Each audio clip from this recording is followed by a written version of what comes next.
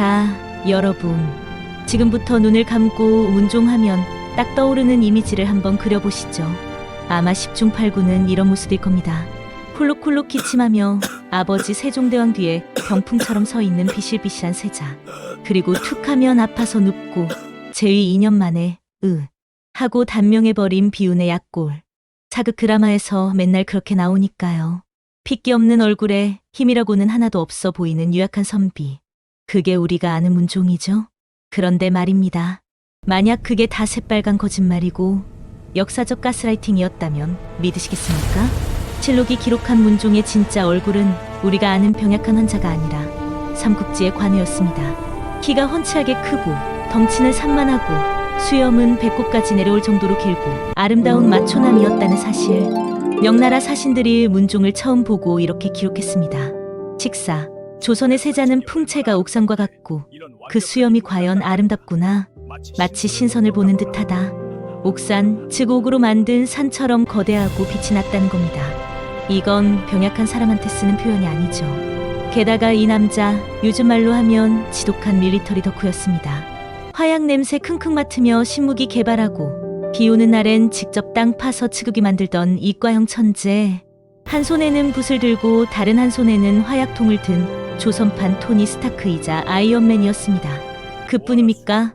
조선 역사상, 아니 전 세계 역사를 통틀어 봐도 이보다 완벽한 스펙은 없습니다.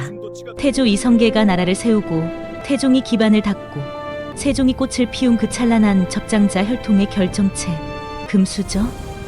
아니죠. 이건 다이아몬드 수저를 입에 물고 태어난 슈퍼히어로였습니다. 제자 기간만 무려 29년.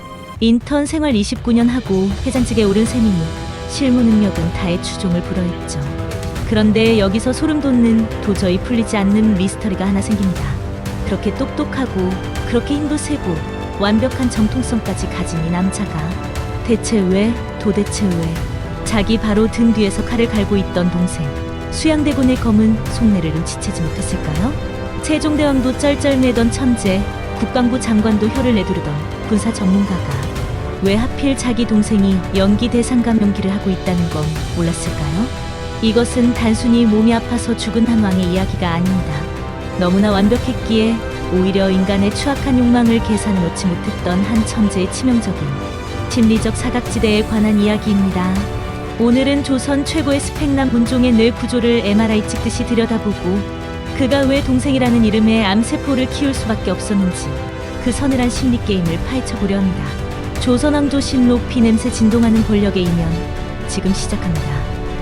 구독자 여러분 사랑합니다. 구독과 좋아요 눌러주시면 성은이 마음껏 하이다. 문종의 세자 기간은 무려 29년입니다. 2년 9개월도 아니고 29년. 요즘 직장으로 치면 신입사원으로 들어와서 대리 달고 과장 달고 부장 달고 임원 달 때까지 계속 세자 명찰만 달고 있었던 겁니다.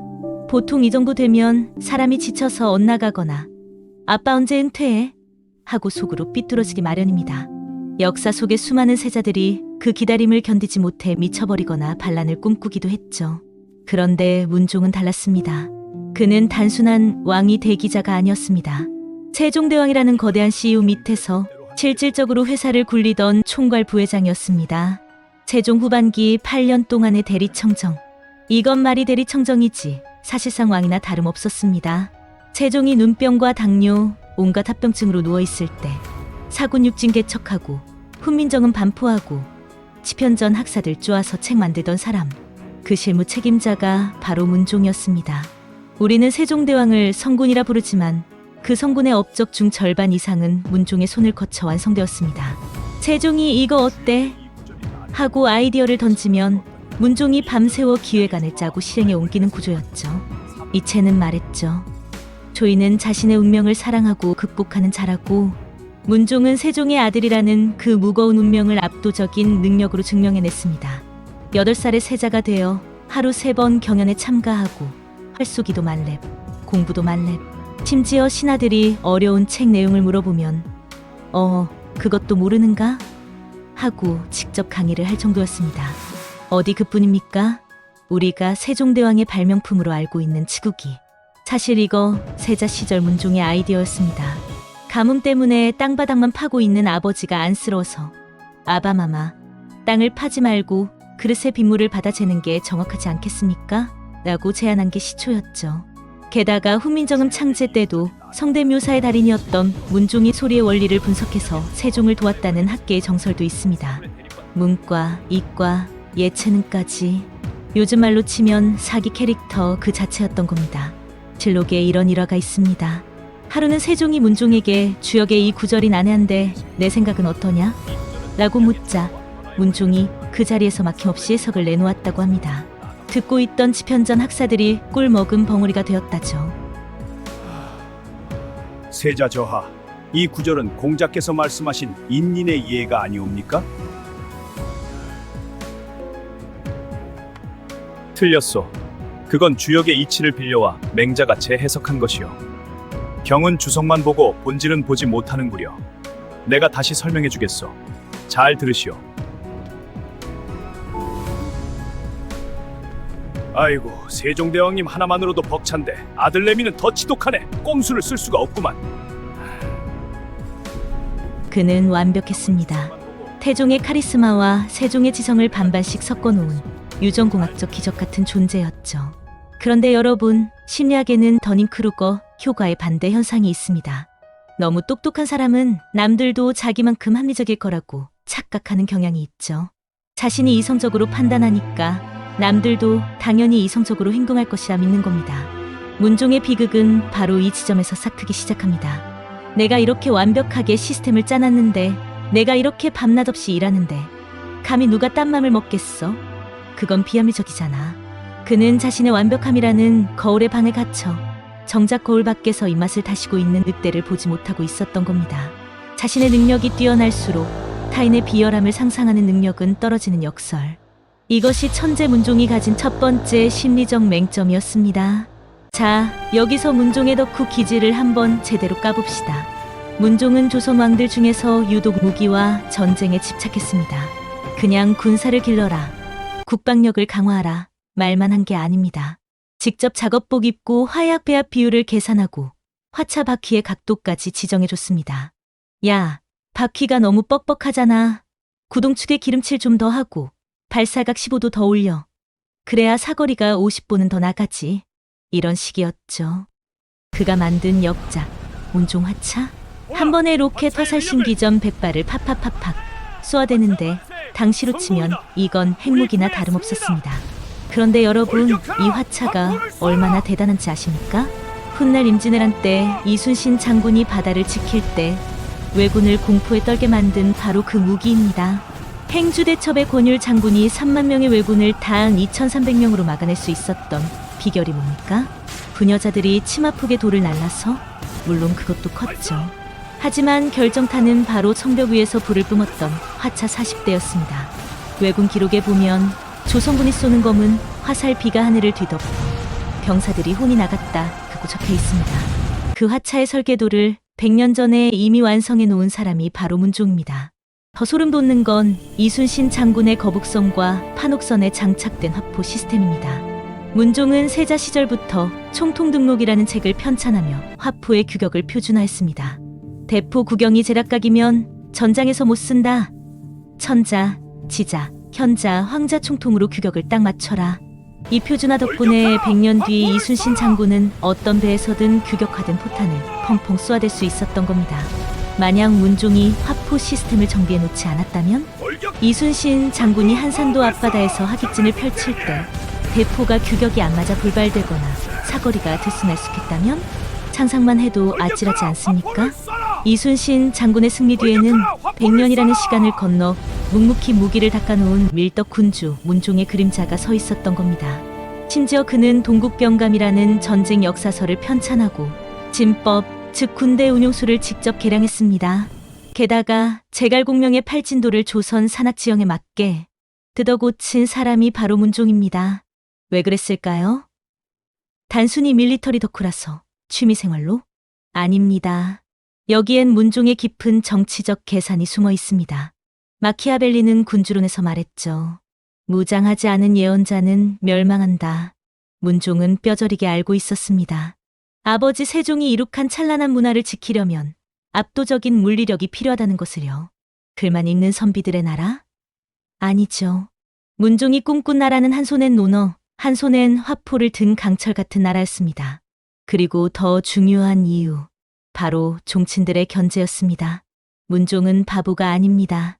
자기 동생들, 특히 수양대군이나 안평대군이 얼마나 세력이 큰지 알고 있었습니다.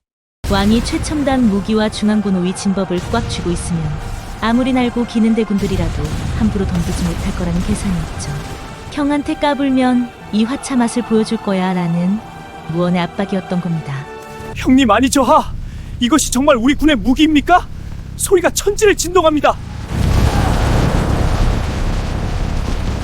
보아라 수양아, 이 화살비 앞에서는 여진족이든 아니면 그 누구든 딴 마음을 먹는 순간 고슴도치가 될 것이다. 명심 또 명심하겠습니다. 소생은 그저 형님의 위엄에 오금이 저릴 뿐입니다. 문종은 이렇게 시스템과 하드웨어로 동생들을 제압하려 했습니다. 하지만 그는 간과했습니다. 무기는 설계도대로 작동하지만 인간은 설계도대로 움직이지 않는다는 것을요. 그가 만든 저 강력한 군사 시스템이 훗날 주인이 사라지자마자 가장 먼저 동생 수양대군의 손에 들어가 자기 아들 단종의 목을 겨누게 될 줄은 꿈에도 몰랐을 겁니다. 수양대군은 문종이 만든 최강의 무기를 무력화시키기 위해 방아쇠를 당길 사람을 매수했습니다. 바로 궁궐의 경비를 책임지는 내금위장 홍달송과 무기고를 관리하는 군기감의 핵심 관리들이었죠. 아무리 좋은 하차가 있어도 그걸 쏠 병사들의 대장이 배신하면 곧 철덩어리에 불과합니다. 개유정난 당일 수양대군은 홍달손을 시켜 궁궐 문을 걸어 잠갔고 문종이 만든 그 최첨단 무기들은 단 한 발도 발사되지 못한 채 창고에서 썩어가야 했습니다. 천재공학자의 비극이죠. 기계는 완벽하게 이해했지만 그 기계를 다루는 인간의 탐욕이라는 변수는 공식에서 빼먹었으니까요. 문종은 최고의 무기를 만들었지만 수양대군은 무기를 쥔 자들의 욕망을 샀습니다. 결국 하드웨어의 천재 문종은 소프트웨어, 즉 인심장악의 천재 수양대군에게 단 한 번의 전투도 치르지 못하고 패배한 셈이 되고 맙니다. 완벽해 보이는 문종에게도 치명적인 아킬레스건이 있었으니 바로 여자복이었습니다. 이건 뭐 드라마 작가가 일부러 이렇게 쓰라고 해도 욕먹을 만큼 기구합니다. 왕의 남자가 아니라 왕의 여자들 때문에 골머리를 앓았죠. 첫 번째 부인 휘빈 김씨, 남편 사랑 좀 받아보겠다고 민간요법 아니 흑마술에 손을 댑니다. 뱀이 교미할 때 흘린 체액을 수건에 묻혀 차고 다니면 남편이 좋아한다? 남자가 좋아하는 여자의 신발을 태워서 가루를 먹이면 마음이 돌아온다? 아니, 상식적으로 뱀 냄새 나는 수건을 차고 다니는데 누가 좋아하겠습니까? 결국 압승수를 쓴 죄로 패출? 문종 입장에서는 아니, 내가 뱀을 좋아하는 줄 아나? 하고 기가 찼을 겁니다. 두 번째 부인 순빈봉 씨, 이분은 한술 더 뜹니다. 남편이 안 봐주니까 술독에 빠져 살다가 급기야 궁녀 소쌍이와 사랑에 빠집니다. 조선 왕실실록에 대놓고 기록된 대식, 즉 레즈비언 스캔들. 세종대왕이 며느리를 불러다 놓고 내가 정말 그랬느냐? 하고 묻자 봉씨가 소쌍이 저를 좋아하여 그리 되었습니다. 하고 당당하게 말대꾸를 했다죠. 세종대왕이 얼마나 기가 찼으면 며느리를 직접 내쫓았겠습니까? 문종은 이 사건으로 큰 트라우마를 얻었을 겁니다. 그리고 마지막 희망, 현덕왕후 권씨. 원래 그녀는 처음부터 세자빈이 아니었습니다. 승휘라는 후궁으로 입궁했죠. 세종이 며느리 보기 하도 없자 이번엔 얼굴보다는 성품을 보겠다며 고르고 고른 여인입니다. 권씨는 조용하고 지혜로웠으며 무엇보다 문종의 마음을 헤아릴 줄 알았습니다. 문종도 권씨를 꽤 아꼈는지 후궁 시절 딸경이 공주를 낳으며 알콩달콩 지냈죠. 앞선 두 세자빈이 쫓겨나면서 권씨는 자연스럽게 종산품 양원을 거쳐 마침내 세자빈의 자리에 오르게 됩니다. 드디어 문종에게도 진짜 가족이 생긴 겁니다. 1441년 여름 드디어 궁궐에 경사가 납니다. 세자빈 권씨가 그토록 기다리고 기다리던 아들 적장자 단종을 낳습니다. 세종대왕도 문종도 너무 기뻐서 덩실덩실 춤이라도 출판이었습니다. 드디어 적장자가 태어났다. 이제야 우리 집안에 봄날이 오는구나. 하지만 운명은 잔인했습니다. 단종을 낳은 다음 날 권씨는 갑작스런 산후병으로 쓰러집니다. 그리고 불과 하루 만에 24살의 꽃다운 나이로 세상을 떠나고 맙니다. 문종이 아들의 탄생을 기뻐하며 축하은을 준비하던 바로 그 순간 사랑하는 아내는 차가운 시신이 되어 돌아온 겁니다. 이때 문종의 심정 어땠을까요? 하늘이 무너진다는 말이 아마 이럴 때 쓰는 말일 겁니다. 이제야 행복해지나 했더니 하늘은 나에게 왜 이리 가혹한가? 이게 문종의 심리에 어떤 영향을 미쳤을까요? 프로이트식으로 보자면 충족되지 못한 리비도는 일이나 다른 무언가로 승화되기도 하지만 깊은 내면의 고독과 우울을 만듭니다. 남들은 퇴근하고 집에 가면 아내랑 오손도손 이야기라도 하는데 문종은 퇴근하면 텅 빈 방뿐입니다. 그래서 그는 일 중독자가 될 수밖에 없었습니다. 밤늦게까지 서류를 보고 무기를 만들고 비를 재고 그의 침전은 차가웠고 마음을 터놓고 이야기할 반려자가 없었습니다. 만약 문종 곁에 지혜롭고 강단 있는 왕비가 살아있었다면 태종의 아내인 원경왕후 민씨나 세종의 아내 소원왕후 심씨 같은 여장과 곁에 있었다면 어땠을까요? 저와 수양 도련님 눈빛이 요즘 심상치 않습니다. 도련님이 요즘 한명회라는 자랑 어울려 다닌답니다. 조심하셔야 해요. 라고 말해줄 베개 및 조언자가 있었다면 역사는 달라졌을지도 모릅니다. 여자의 직감은 때로는 천재의 이성보다 날카로운 법이니까요. 하지만 문종 곁엔 아무도 없었습니다. 그 지독한 외로움이 그를 더욱더 일과 시스템이라는 차가운 세계로 몰아넣었고 그것이 결과적으로 인간관계를 읽는 직관을 무디게 만들었을지도 모릅니다. 그는 고독했기에 더 완벽해지려 했고 더 완벽해지려 했기에 주변의 작은 균열들을 보지 못했습니다. 자, 이제 우리의 빌런 수양대군을 봅시다. 이 사람 단순히 힘만 센 무식한 장군이 아니었습니다. 할리우드 진출했으면 오스카 나무주연상은 따놓은 당상인 메소드 연기의 달인이었습니다. 그의 본명은 이유. 문종보다 3살 어린 동생이었죠. 수양대군은 뼈저리게 알고 있었습니다. 형 문종은 도저히 범접할 수 없는 거대한 벽이라는 걸 말이죠. 학문으로 붙어도 지고 무예로 붙어도 지고 인품으로 붙어도 집니다. 정면으로 대결했다간 뼈도 못 추인다는 걸 본능적으로 알았죠. 왜냐고요? 문종은 그야말로 완전체였으니까요. 그 증거가 바로 명나라 사신들의 반응입니다. 당시 명나라 사신들, 중국 황제의 사신들은 눈이 높기로 유명했습니다. 그런데 조선에 와서 세자 문종을 보자마자 입을 다물지 못했습니다.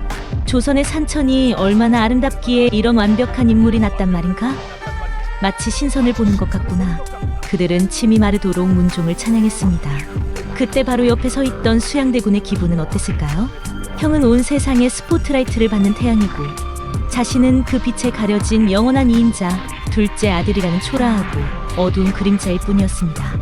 외부인조차 형을 완벽한 후계자로 인정하는데 감히 틈을 노릴 수 있었겠습니까? 그 열등감은 상상을 초월했을 겁니다. 수양에게는 항상 차남 콤플렉스가 자신을 괴롭혔습니다. 게다가 형제들이 사냥을 나갔을 때의 일화도 유명합니다. 수양대군도 내가 조선의 무인이다라고 자부할 만큼 무예가 출중했습니다. 하지만 문종 역시 활쏘기의 달인이었죠. 형제가 나란히 말을 달리며 활을 쏘는데 문종이 백발백중의 실력으로 사슴을 쓰러뜨립니다. 그 폼이 얼마나 우아하고 위력적인지 수양대군은 활을 내려놓고 납작 엎드려야 했습니다. 형님의 활기술에 비하면 제 활솜씨는 참으로 어린애 장난이옵니다. 형님 참으로 대단하시옵니다. 이건 단순한 겸손이 아니었습니다. 형이 뿜어내는 압도적인 실력과 적장자의 아우라에 본능적으로 공포를 느꼈던 겁니다. 이 공포심은 실록의 기록에서도 확인됩니다. 세종실록을 보면 수양대군이 형 문종을 대하는 태도가 아주 흥미롭습니다. 평소에는 호랑이처럼 기세등등하던 수양대군도 형 앞에만 서면 순한 양이 되었습니다. 뜰 아래에서 형을 올려다볼 때 그는 허리를 90도로 굽히고 감히 형의 눈을 똑바로 쳐다보지도 못했다고 합니다. 단순한 예의가 아니었습니다. 문종이 뿜어내는 군주의 위엄과 카리스마에 눌려 숨소리조차 크게 낼 수 없었던 겁니다. 문종이 살아있는 한 수양은 절대 그를 넘을 수 없었습니다. 그래서 그가 택한 전략은 바로 광대 노릇이었습니다. 스스로를 낮추고 바보처럼 보이고 야심 없는 한량처럼 구는 것. 이것이 그의 생존 전략이자 공격 준비 태세였습니다. 문종이 수양아, 요즘 공부는 좀 하느냐? 맹자 좀 읽었느냐? 물으면 수양은 일부러 책을 거꾸로 들고 아이고 형님, 저는 글자만 보면 머리가 핑핑 돕니다. 저는 그냥 사냥이나 가서 멧돼지나 잡으렵니다. 글 공부는 안평 동생이나 시키십시오. 이러는 겁니다. 기생 끼고 술 마시고 길바닥에서 뒹굴고 정치에는 일도 관심 없는 파티피플 코스프레. 심지어 저작거리 왈패들, 승려들, 관상가들 같은 비주류들과 어울려 다니며 나는 그냥 노는 게 좋아라는 이미지를 심어줍니다. 융의 심리학으로 보면 수양은 자신의 야망이라는 그림자를 철저하게 페르소나 가면 뒤에 숨긴 겁니다. 문종 입장에서 보면 어떻습니까? 어휴, 저 화상. 힘은 꽤 센데 머리는 텅 비었구나. 그래도 내 동생이니 챙겨줘야지. 제가 무슨 반역을 하겠어? 술값이나 대줘야겠다. 이런 확증 편향에 빠지게 만든 거죠. 형은 동생을 보호해야 할 대상으로만 봤지 경계해야 할 대상으로 보지 않았습니다. 수양아, 너도 이제 나이가 있는데 언제까지 그리 놀러만 다닐 게냐. 술 냄새가 진동을 하는구나. 형님! 저는요, 형님이 나란 일로 고생하시는 거 보면 불쌍해 죽겠습니다. 저는 죽었다 깨어나도 형님처럼 못 삽니다. 머리 아파요! 저는 그냥 형님 호위무사나 하면서 평생 형님이 주시는 술이나 얻어먹고 살렵니다. 그래, 네가 욕심이 없다니 다행이다. 내 아들 홍이나 나중에 잘 지켜다오. 너처럼 덩치 큰 삼촌이 있으면 든든하겠지. 아무렴요, 아주 잘 지켜드리지요. 뼈도 못 추리게.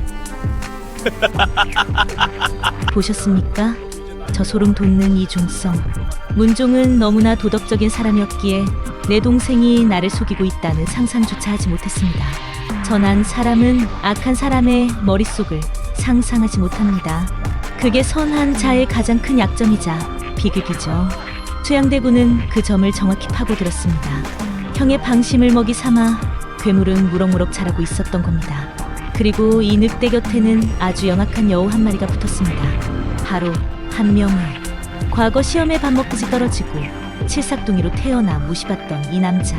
그는 문종이 만든 완벽한 엘리트 세상이 싫었습니다. 실력 있는 놈, 집안 좋은 놈만 대우받는 세상. 웃기지 마.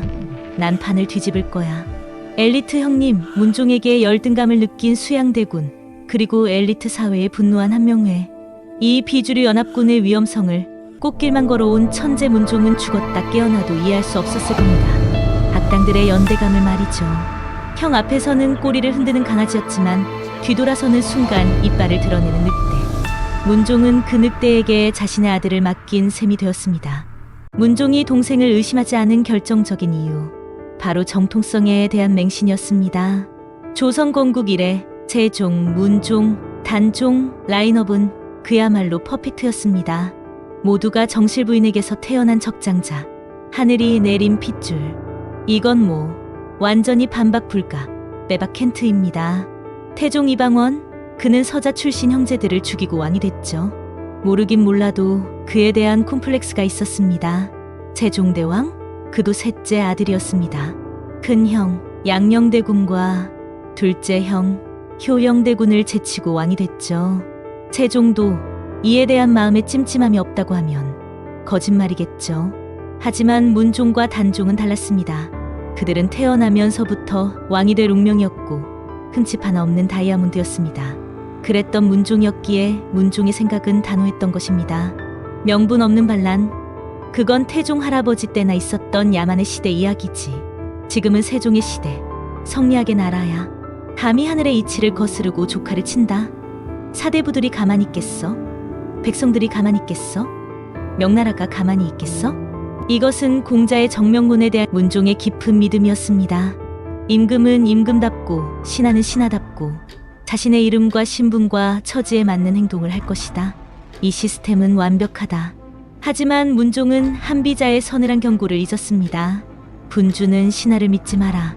신하가 군주를 진심으로 사랑해서 섬기는 것이 아니다. 단지 자신들의 이익 때문에 따를 뿐이다. 그리고 가족이라도 권력 앞에서는 남이다. 문종은 시스템과 도덕과 인간의 양심을 믿었지만 수양대군은 권력의 속성을 믿었습니다.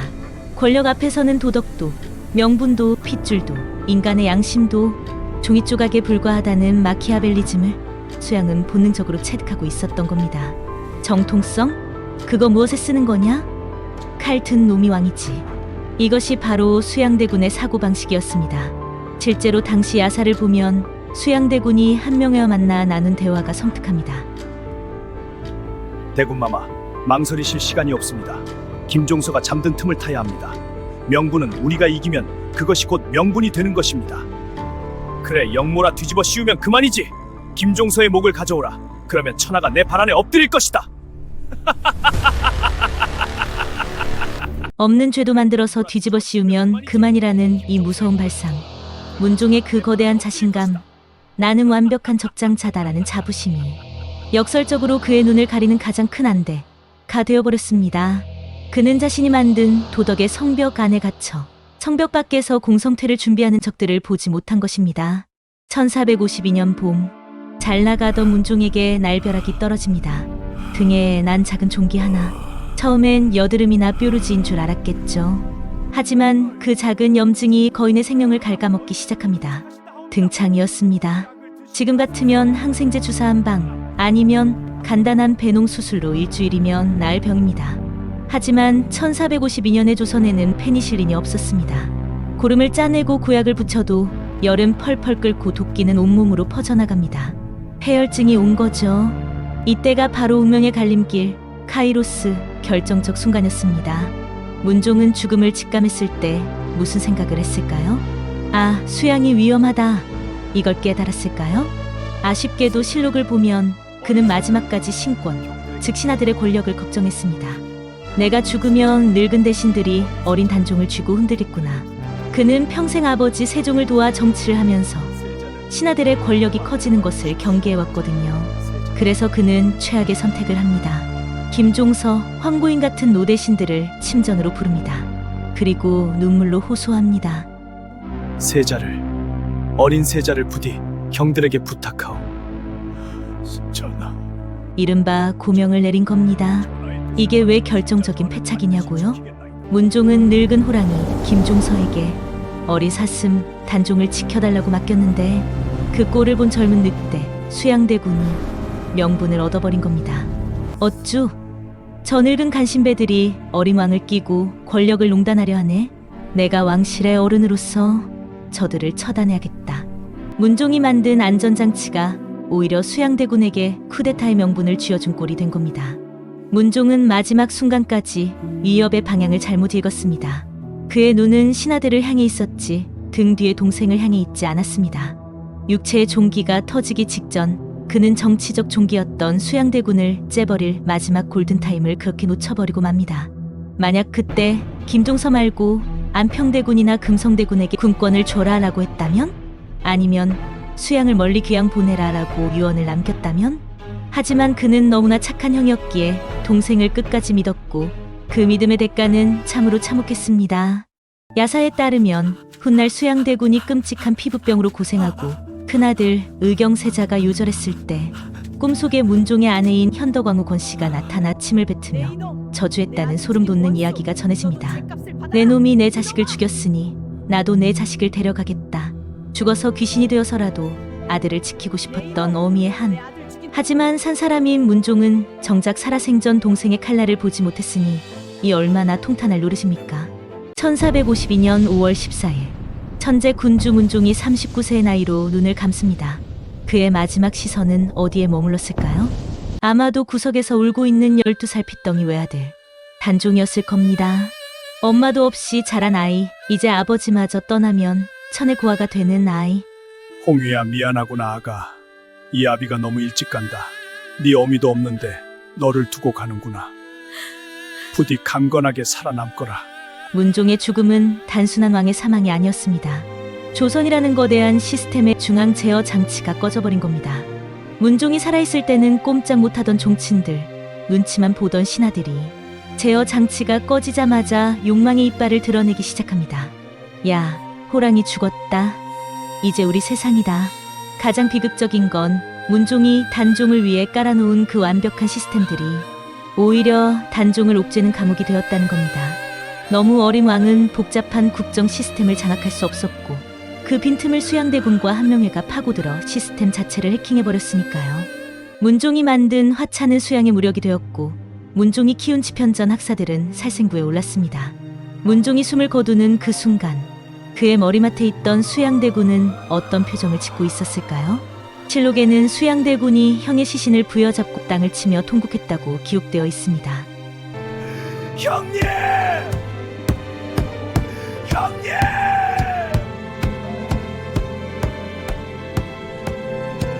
하지만 그 눈물 뒤에 가려진 표정은 어땠을까요? 아마도 형의 식어가는 얼굴을 보며 속으로는 회심의 미소를 짓지 않았을까요? 형님, 편히 가십시오. 수고 많으셨습니다. 이 나라는, 그리고 저 옥새는 이제 제가 접수하겠습니다. 문종의 죽음과 함께 단종의 비극, 자육신의 비극, 그리고 조선 정기의 황금기는 막을 내립니다. 한 사람의 죽음이 이토록 거대한 역사의 물줄기를 바꿔버린 사례가 또 있을까요? 그는 너무나 완벽하게 준비된 왕이었지만 죽음이라는 변수 앞에서는 그저 나약한 인간일 뿐이었습니다. 역사에 만약은 없다지만 그래도 우리는 상상해봅니다. 문종이 딱 5년만 더 살아서 단종이 17살, 성인이 될 때까지만 버텨줬다면 어땠을까요? 단종은 20대 건장한 성인이 되어 친정, 즉 직접 정치를 했을 겁니다. 문종에게 배운 제왕학으로 신하들을 휘어잡았겠죠. 수양대군은 나이 들어 힘이 빠졌을 테고 성인이 된 조카 앞에서 감히 반란을 꿈꾸지 못했을 겁니다. 세종, 문종으로 이어지는 르네상스는 성종 때가 아니라 훨씬 일찍 꽃피었을 겁니다. 즉위기, 훈민정음, 화차, 이 찬란한 과학 기술이 끊기지 않고 이어져 조선은 동아시아 최강국이 되었을지도 모릅니다. 서양보다 먼저 산업혁명에 버금가는 기술 발전이 일어났을 수도 있다는 학자들의 견해도 있습니다. 문종이 만든 신기전이 더욱 개량되어 임진왜란 때 왜군이 부산항에 발도 못 붙이게 만들었을지도 모르죠. 하지만 현실은 잔혹했습니다. 문종의 죽음은 나비효과가 되어 엄청난 태풍을 몰고 옵니다. 단종의 죽음, 자육신의 죽음, 그리고 혜빈양 씨와 그 아들들의 죽음까지 수백 명의 충신과 왕족이 피를 흘렸고 조선의 정치는 토론과 합의에서 숙청과 공포로 변질되었습니다. 세조가 집권한 이후 조선의 과학기술은 퇴보했습니다. 세조는 문종만큼 과학에 관심이 없었거든요. 천재의 요절, 그것은 한 개인의 비빅을 넘어 한 시대의 가능성이 통째로 매장된 사건이었습니다. 문종이 꿈꿨던 합리적인 나라, 과학과 무력이 조화된 나라는 그의 육신과 함께 무덤 속으로 들어가 버렸습니다. 남은 것은 피냄새 진동하는 권력 투쟁의 역사뿐이었죠. 우리는 문종을 잃으면서 어쩌면 더 찬란했을 조선의 미래를 잃어버린 것인지도 모릅니다. 이야기를 마치며 우리는 문종이라는 인물을 통해 묵직한 철학적 질문 하나를 마주하게 됩니다. 지성과 지혜는 과연 같은 것인가? 문종은 분명 지성은 최고였습니다. IQ로 치면 150은 훌쩍 넘었을 겁니다. 그는 데이터를 분석하고 시스템을 만들고 합리적인 결론을 도출하는 데 천재였습니다. 하지만 그에게는 한 가지가 부족했습니다. 바로 인간의 악함을 꿰뚫어 보는 지혜, 즉 의심하는 능력이었습니다. 성악설을 주장한 순자는 말했습니다. 인간의 본성은 악하다. 놔두면 반드시 싸우고 빼앗는다. 문종은 자신이 너무나 선하고 올바랐기에 타인의 악함을 상상하지 못했습니다. 내가 형인데, 내가 이렇게 잘해주는데 동생이 배신하겠어? 그것을 우리는 선한 차의 오만이라고 부를 수도 있겠네요. 반면 수양대군은 지성은 형보다 못했을지 몰라도 인간의 욕망을 읽는 촉은 짐승처럼 날카로웠습니다. 역사는 때로 도덕적인 천재보다 비열한 현실주의자의 손을 들어주기도 합니다. 참 씁쓸하지만 그게 현실입니다. 현대 사회를 사는 우리도 마찬가지 아닐까요? 우리는 스펙을 쌓고 공부를 하고 전문가가 되기 위해 노력합니다. 문종처럼요. 시스템을 믿고 법을 믿고 계약서를 믿습니다. 설마 가족끼리 그러겠어? 설마 내 친구가, 내 동업자가 그러겠어? 하지만 배신은 언제나 가장 믿었던 사람, 가장 가까운 등 뒤에서 날아옵니다. 자기는 모르는 사람이 치는 게 아닙니다. 아는 사람이 웃는 얼굴로 치는 겁니다. 문종의 등창은 몸에 난 것이었지만 진짜 그를 죽인 것은 방심이라는 마음의 등창이었습니다. 그는 거대한 댐을 설계했지만 댐에 생긴 작은 구멍, 수양대군을 막지 못해 결국 댐 전체가 무너지는 것을 막지 못했습니다. 여러분, 착하게 사는 건 중요합니다. 문종처럼 성실하고 바르게 사는 것 훌륭합니다. 하지만 순진하게 살지는 마십시오. 세상은 문종이 꿈꾸던 교과서 속의 도덕 세상이 아닙니다. 수양대군 같은 늑대들이 언제나 착한 동생, 믿음직한 부하, 친절한 이웃의 가면을 쓰고 우리 곁을 배회하고 있으니까요. 마지막으로 쇼펜하우어의 말을 전하며 마치겠습니다. 인간은 고슴도치와 같다. 너무 가까이 가면 가시에 찔리고 너무 멀어지면 춥다. 문종은 동생이라는 고슴도치를 너무 품 안에 깊이 안으려다 그 가시에 심장을 찔리고 말았습니다. 적당한 거리 두기, 냉철한 의심, 그리고 사람을 꿰뚫어 보는 통찰력. 이것이 없으면 아무리 뛰어난 능력도 한순간에 물거품이 될 수 있습니다. 가슴은 뜨겁게 사랑하되 머리는 차갑게 의심할 줄 아는 지혜. 그것이 비운의 천재 문종이 500년 시간을 건너 우리에게 보내는 마지막 경고가 아닐까요? 조선왕조심록, 오늘은 완벽해서 슬픈 남자, 문종의 마음을 읽어봤습니다. 여러분의 등 뒤는 안전하신가요? 혹시 너무 믿고 있는 사람이 있다면 오늘 한 번쯤은 찬찬히 눈여겨보시길 바랍니다. 그 믿음이 맹신은 아닌지 말입니다. 구독과 좋아요는 저에게 큰 힘이 됩니다. 아니, 이건 의심하지 말고 누르셔도 됩니다. 제가 배신하지 않을 테니까요. 다음 시간에 더 내밀하고 더 소름 돋는 마음의 이야기로 찾아오겠습니다. 감사합니다.